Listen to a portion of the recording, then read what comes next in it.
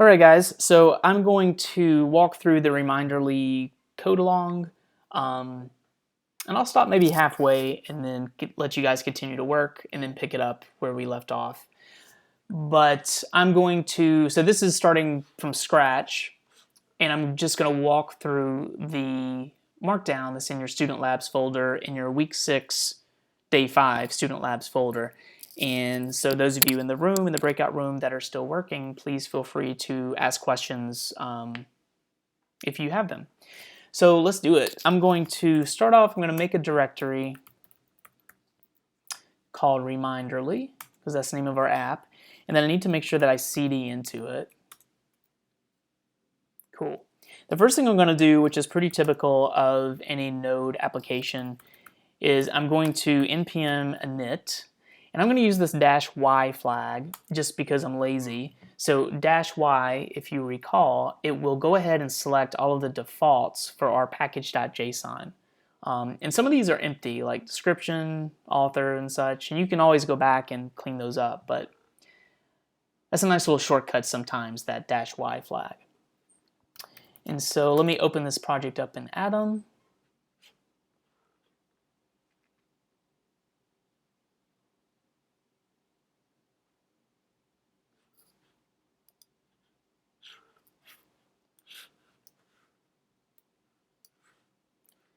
And here we go. So I created a new project folder, I npm initted, and I have my package.json. So in the server.js section, so we're going to be using several npm modules throughout this code along. I'm just going to go ahead and dump all of these in right here at the beginning. So I'm going to npm install --save, which again is going to go ahead and be really polite and go ahead and put our dependencies in our package.json for us so we don't have to type them in manually. But we're going to install Express, Mongoose, Body Parser, Method Override, and then Handlebars, which is HBS. We're not going to get to some of these till way down the road, but I'm just going to go ahead in the sake of time and do this all at once. So those will install. Oop, I skipped one step. I do need to touch. So for this one, we're going to be using Server.js as kind of like the main brain center for our application. So I have Server.js right here. So now that I added those 5 npm modules, I need to require them right here at the top of my Server.js. Like so. So we're requiring Express, Mongoose, Body Parser. So remember that Body Parser is a really handy npm module that helps to parse form data. It turns it into nice JSON objects that our database can use effectively. Node doesn't really have the ability to parse that form data by default. So that's what Body Parser is going to do for us. And then Method Override. So if you recall, the default behavior for a form is to do a post request. So if we want to use a form to do like an update or even a delete, we're going to need this method override. So that's going to like override the default behavior for our forms if we want them to do something different. So that's why we need that module. And then finally, Handlebars is going to be our view engine. There's several different view engines out there that we discussed. There's one called, used to be Jade, now it's Pug. There's one called EJS, or Embedded JavaScript. It looks very similar to the embedded Ruby files that we're going to create in Ruby on Rails. And then finally, there's one called Handlebars. There may be some more out there, but I really like Handlebars. I like the simplicity of the syntax, and it's just kind of a fun like library to use. So I like that one. So once we've required our 5 modules, the first thing we need to do is instantiate a new Express application. And we'll do that like so. I'm assigning it to var app. It's just kind of the convention. But we need to be, it's also app is a pretty short, pretty concise variable name because that variable is literally going to contain our app, and we're going to be attaching .sets, .use, .listens for our server. We're going to be attaching other methods to this variable. So sometimes it's nice just to have like a really brief, concise variable to play around with. Cool, so that instantiates our Express app. I'm going to put in some lines of code here that's going to pertain to our data storage. I'm going to paste this stuff in just to make this a little quicker. So this first line is telling our Express app which Mongo database that we want to connect to. Where do we want to save all of the data pertaining to this app? So we're going to use our local Mongo database, and that's why it says localhost here. And specifically, we're going to save all of our data to a database called Reminderly. Now, unlike relational databases, we don't have to create this database manually beforehand. You can if you want to, but the cool thing about Mongo is that the first time that we save something or attempt to save something to our database, Mongo is going to go ahead and create this empty database for us that we can dump the new data into. So it's a nice little handy feature of Mongo. And we're going to use .connect, which is a Mongoose method. So Mongoose knows where to put all of our data. These other methods down here, again, just for conciseness and trying to dry up my code, I'm attaching a mongoose.connection method. I'm just assigning that to a variable db, just to be concise, because I'm reusing db right here 2 other times. So variable db is the same thing as if I went in here and did like mongoose.connection.on, and right here, I could do mongoose.connection.once. I'm just assigning it to a variable just to dry up my code. So these aren't doing anything super fancy. It's just once I spin up my app, if there is any kind of error, like if it, maybe if I haven't run mongod in a previous terminal, in some other terminal, and I can't access Mongo, when I spin up my app, maybe I would get an error that says like, hey, the Mongoose engine can't be reached or something. Or maybe if I have a port open in some other application, maybe it would say like address in use or something. So this will just print out a nice little error message if we have one. This next line, the db.once, I just want to confirm that I'm connecting to the database successfully. So once I open the connection to my database, in my nodemon server log terminal tab, I'll just see this message, database has been connected. Nothing really special, it's just that if I do connect successfully, I'm not going to see anything visually to confirm that. So I just put this in here so I'll know like database is connected and I'm all good. Cool, step 5, if we're going to create a node server, we definitely need to tell it what port to listen on. So we're going to use app.listen. And the first argument is the actual port number that you want to listen to. So sometimes you'll see 3000, 4000, 5000, but this could be pretty much anything you want as long as it doesn't interfere with some other port process.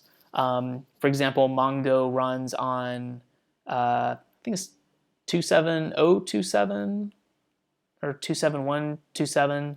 I forget, but we wouldn't want to choose that specific port number because obviously our database is running on it, but you can be flexible with this. And let's say that I wanted 2 apps open at the same time. Maybe I like have some some finished code and I have some starter code that I'm working on and I want them both running simultaneously. It's not a bad idea to just set one port to 4000 and maybe some other port to 4001, right? So that you can have those 2 spinning concurrently.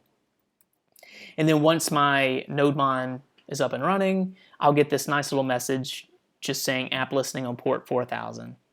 Again, it's just like a preference. I just want some sort of quick visual representation that everything's all good and my app is running properly. Cool. I'm going to add a basic root route and just like kind of a personal preference because right now when I go to localhost 4000, I'm not going to see anything. So just like a little friendly little root route here. So now when I go to my localhost 4000, my root route, I'll see this goofy message. This is our home page / our root route. So it's sometimes you'll hear the vernacular for both. Cool. Actually, at this point, we should be able to fire this up and see that message running, just to double check.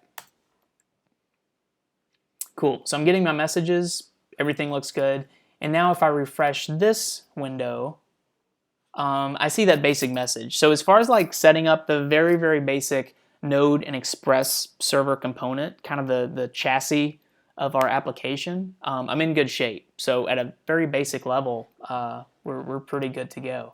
The other stuff I'm going to add in here are some pieces of middleware for the modules that we installed earlier. I'll paste those in here for now. Again, we'll get to these later on in the code along, but this first one, I'm going to set the view engine to HBS. So I'm telling Express that there is handlebars data code in my application, and I want all my views to be, to go through that compiler before it gets sent to the browser. I'm going to use body parser here, just some configuration for body parser. I'm just saying that I want my data to be in a nice JSON, juicy JSON format that I can really have some good dot notation and such methods that I can call on it in my database. And then this method override, which we'll get to later when we create our update and our delete. And then this express.static, we'll get to this later as well. But this is how, if you want to create a public folder, and typically in a public folder, you'll have like maybe your own personal CSS style sheets. Maybe if you have like your own personal custom JavaScript code that you want to write. It's a good idea to create this public folder, and you can put all of that data in there. Just kind of a best practice on how to structure your file structure. But we do need this line to let Express know to include this folder when it's compiling our application. We just need to give it a heads up. So later on, we'll create a public folder and dump some CSS in there. Cool, so I think that's kind of our server.js section. Again, all of that kind of setup, it's pretty typical just to get that basic Node and Express server up and running. And at the end of all that, we should see something like this. This is the only route that we have so far.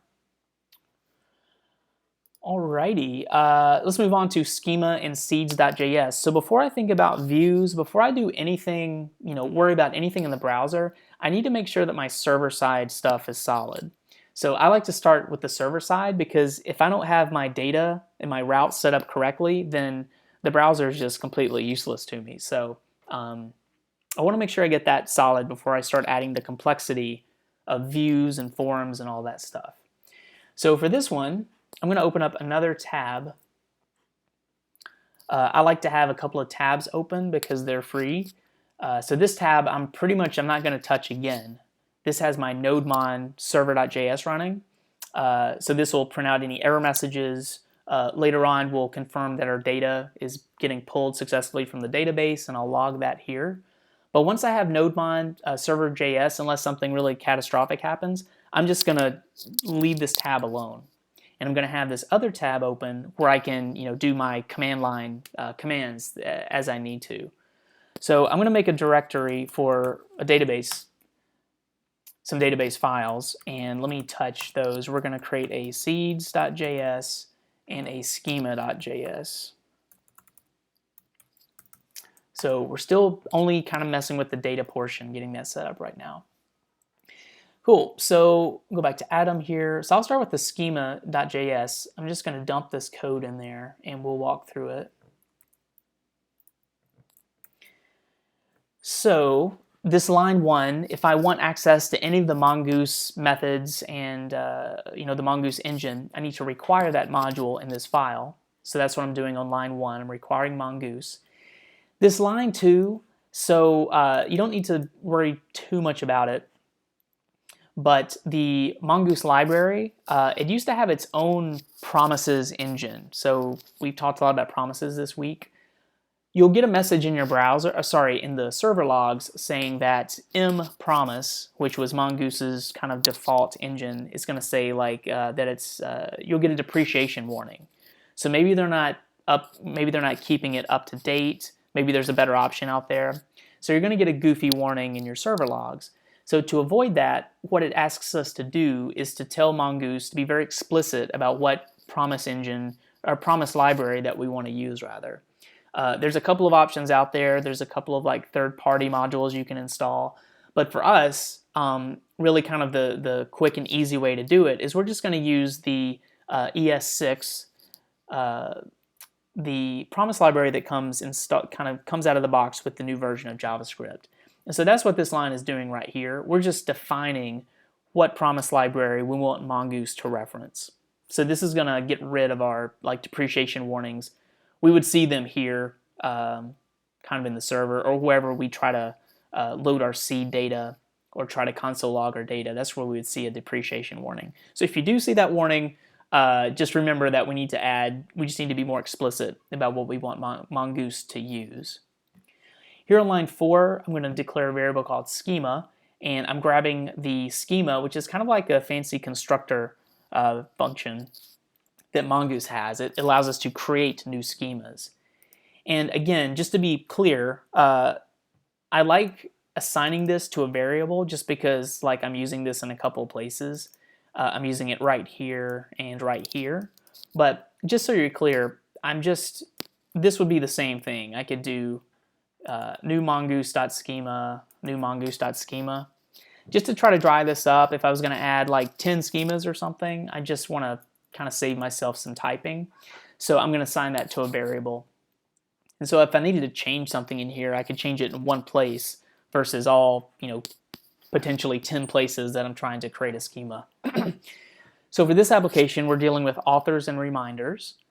So we're going to embed the reminders within the author document that the reminder belongs to.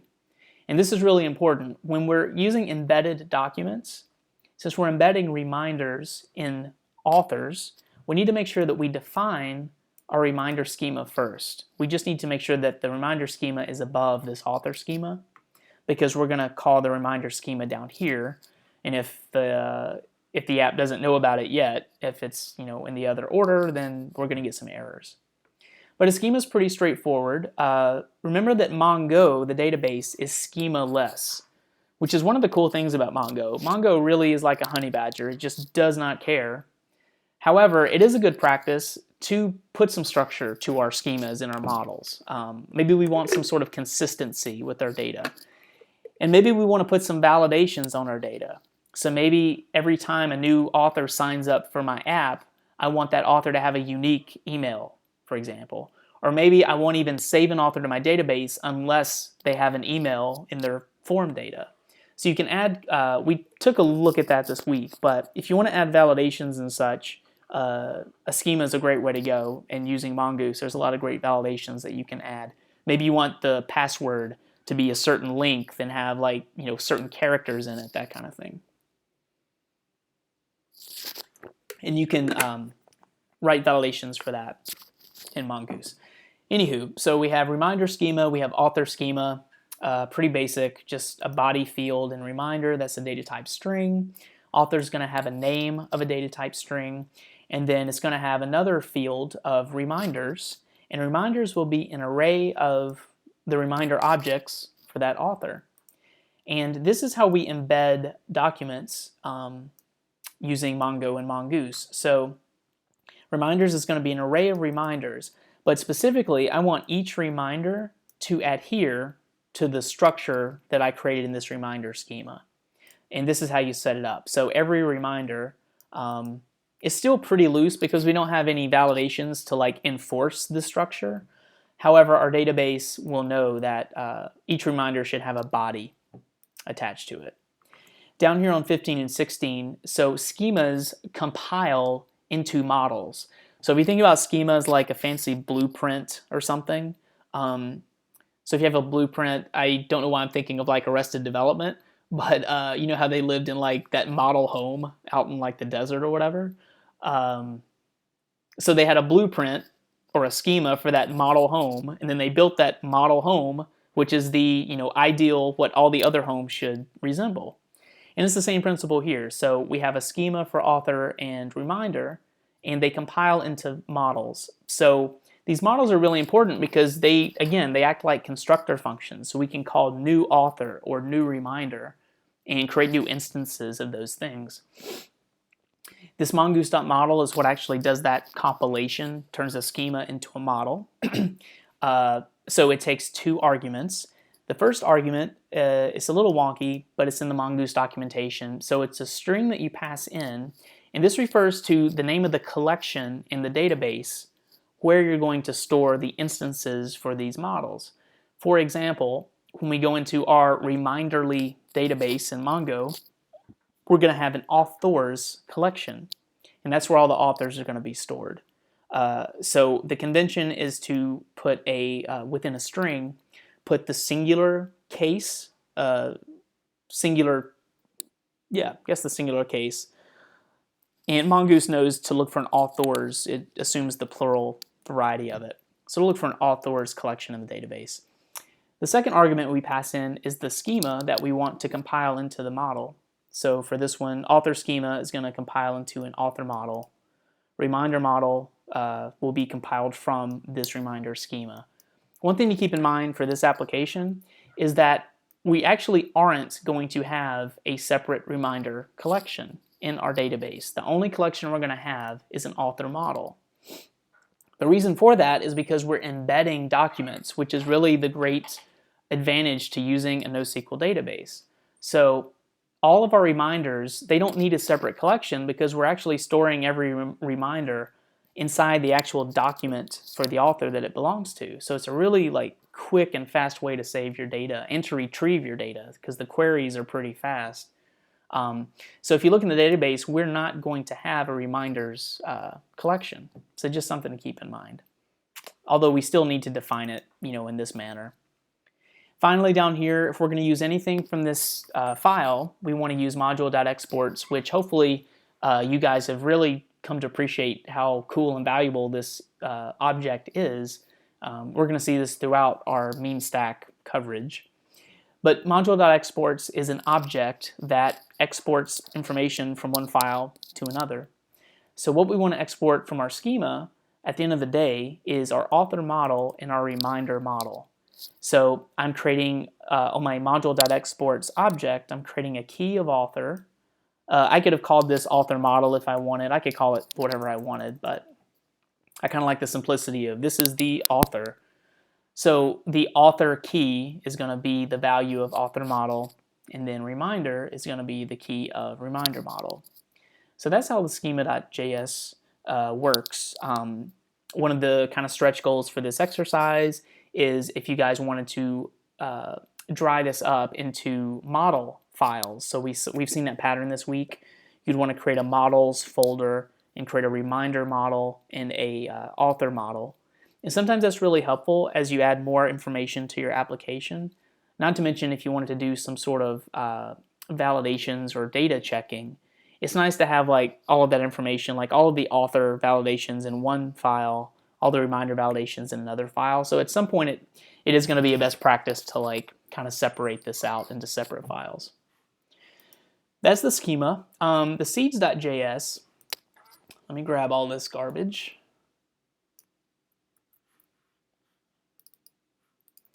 Put it in here.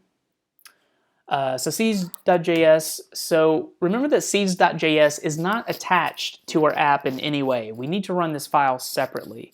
So when I run nodemon server.js, the seeds file is never touched. And that's kind of how we want this set up, because our seeds file, we generally want to do it that initial seed data, just so we have some data to play with in our app initially.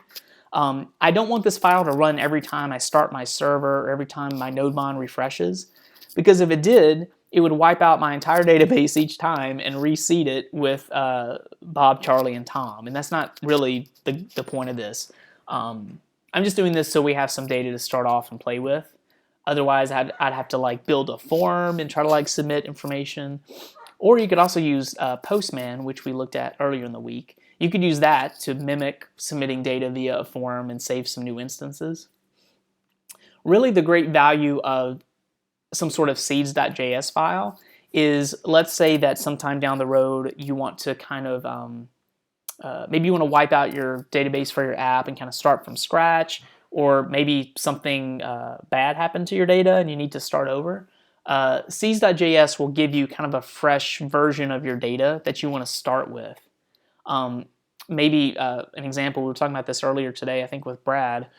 Let's say that I'm creating an app that's going to depend on like shipping addresses. So maybe some information that I would want to seed initially would be like maybe all of the 50 states, like maybe all of the states and their abbreviations. Maybe I'd want to seed maybe some zip codes or something. Anything that's kind of like static data that's probably not going to change. That may be a good reason to put it in Seeds.js. It's a lot easier just to type out that information and stick it in a file like this than doing 50 states via a form or 50 states going into the Mongo shell and typing it out manually. It's really a great advantage of using Seeds.js. It's just a lot easier to get that initial data going. On line 2, since the Seeds.js is completely separate from the rest of the app, I'm going to run this like on an individual basis. I still need to tell this file what database to dump these seeds into. So that's why I have my database Mongoose Connect defined here as well. Remember that we defined it in server.js right here. And server.js affects like our entire application. But since seeds is totally separate, we're going to run this like one time. I still need to define the database here because it's not going to get it from server.js because they don't know about each other, the two files. I'm pulling in the schema, specifically the module.exports from the schema, because I want access to the author and reminder models. Because I'm going to seed 3 new authors. So I need to know what those authors should look like. I need to know what the model authors should look like. So that's why I'm pulling them in from my schema using require. And remember that module.exports is just a fancy object. So I can call the properties of those objects right here. So my module.exports is essentially this file, and I now have module.exports assigned to a variable called schema. So my author is going to be schema.author, my reminder is going to be schema.reminder. The first thing I'm going to do is, when I run this file, I'm going to remove specifically, any authors from the database, any reminders from the database, just to kind of wipe the slate clean before I put in new data. Otherwise, the data is just going to, like, every time I run this file, it's going to add the same 3 people over and over and over. But this way, it'll wipe it out, and each time I'll only have like 3 folks to start with. So I'm creating 3 new authors, 6 new reminders, and doing a for loop down here just to kind of mix them up and give us a little bit of a variety. So that's our seeds file. I'm going to go ahead and run that, and let's make sure that this is working appropriately. So again, in my kind of command line terminal window tab here, I'm going to run that file explicitly. So database seeds.js, I'm going to run that, and I see that 3 authors were saved successfully, so that's good news.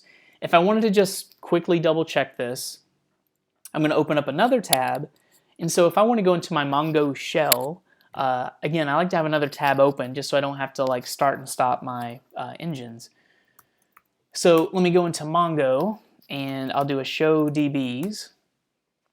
And this is the database we're working with today. It's called Reminderly.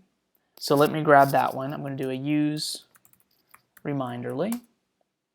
And when we want to see the different collections available, we can do show collections.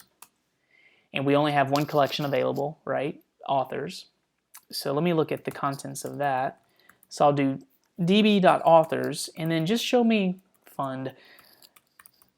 Grab all of the authors from that collection. And I'm also going to put a pretty right here just so it looks a little cleaner.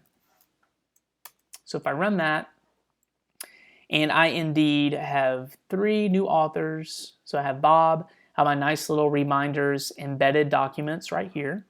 So I have 2 reminders for each person. So yeah, looks like the seeds worked exactly as they should. So we're all good. Let's move on to authors controller. So we're going to create a separate file just to maintain all of the specific routes for our authors resource. So to start, let me go back. I'm going to Control C to get out of that little section. Let me make a directory for controllers. And then inside that directory, I'm going to create my authors controller.js file. So we've mentioned this a couple of times. Controllers, the convention is that they're plural because they control all instances of all the authors. Models are singular because this is like the singular example that I want to create all other examples from. So models are singular, controllers are plural.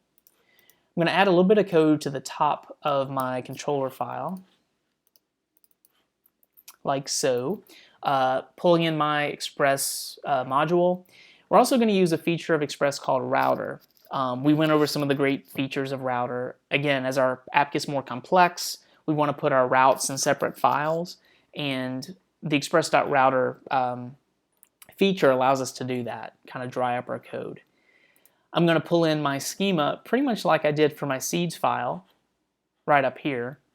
I want to pull in my schema because I need to know what authors and reminders look like. I need to know what these models are. So I'm pulling in that information just like we did in the seeds file. And also while I'm here, really important, I'm going to module.exports this entire router. So we're going to create a router and we're going to be attaching stuff to it. So I want to make sure that I go ahead and add this in before I forget it.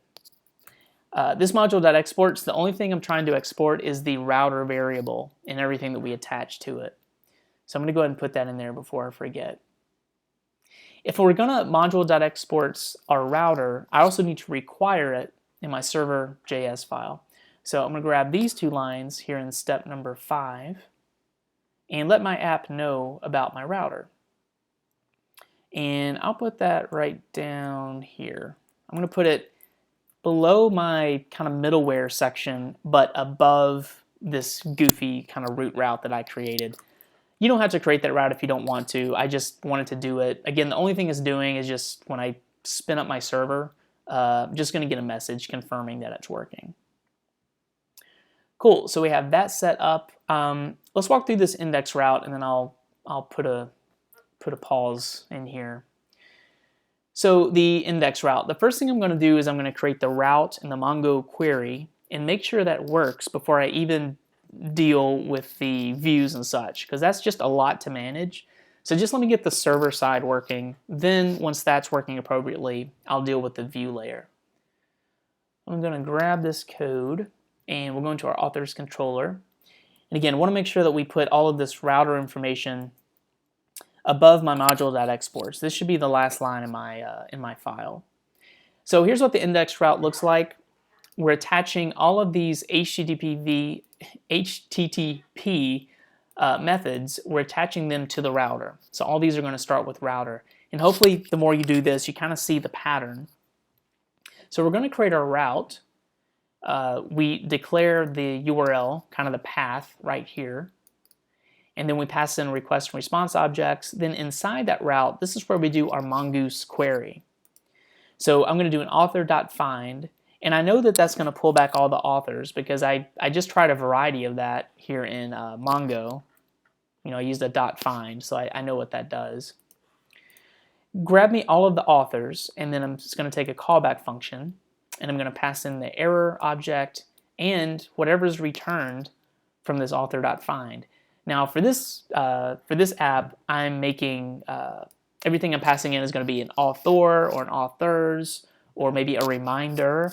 But this could be whatever you wanted. You could call this data. You could call it documents.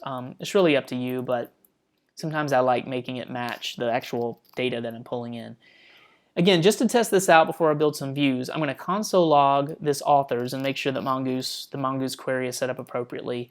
I'm also going to res.send that object to my browser. So I'm going to make sure it's working server side and make sure that I have that route working for my browser. So this looks good.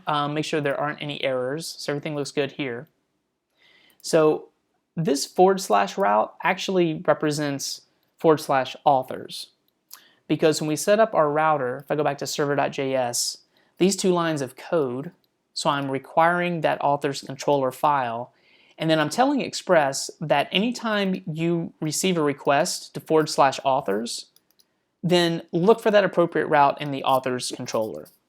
So every route in authors controller, you can just assume that it has authors kind of as a prefix. The only thing is that we already kind of declared that here in server.js, so we don't have to type that out in this route. And actually, if you put authors in these routes, it's going to blow up. It's not going to like it, because then it's going to be like authors /authors / whatever. So you'll get an error in that case. So let me refresh here, and let's go to /authors and take a look at my NodeMon area here, and then in the browser. So yeah, this looks exactly like I wanted it to. I'm console logging the array of authors. I'm seeing that right here in my NodeMon server logs. And then I'm also res.sending that JSON data of authors. And so I see that right here as well. So it's here in the browser. So this is good news. So I know that my route is working, and I know that the Mongoose query is working successfully. So that's like a huge burden. And now that I got that working, now I can put a view on top of it. And I can be pretty confident that I don't have to worry about the server-side stuff. I just have to manage the view layer now. So with that, I'm gonna hit the pause button, and we'll pick up here shortly.